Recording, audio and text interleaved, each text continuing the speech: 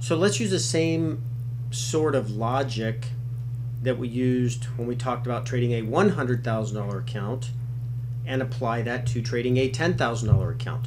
The logic is the same.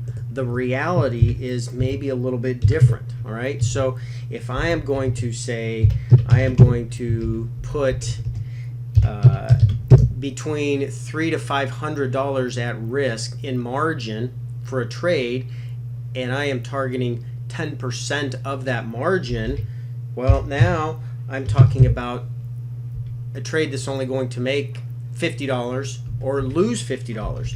And the returns are exactly the same, right? I mean, we still have the same returns from percentage-wise from 10,000 to 100,000, but the absolute values are now going to be different.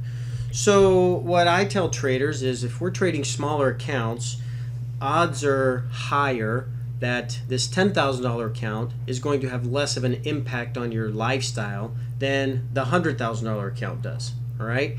And so we can tend to be a little bit more aggressive or a little bit more assertive with that.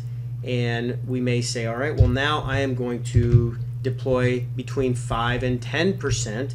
And I will say, all right, now if I am going to put anywhere between $500 or $1,000 at risk, and I'm still targeting the same 10%, well, maybe I'm going to target a little bit more. Maybe I'll target 15%.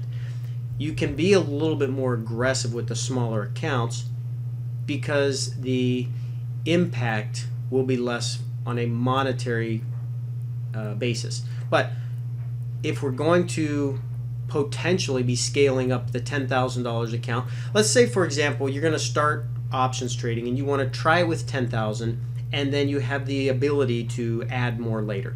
If you cannot successfully trade 10,000, you have no business ever trying to trade 50,000, 100,000, 300,000, or 10 million. All right? And I'll go on record as stating that as a fact.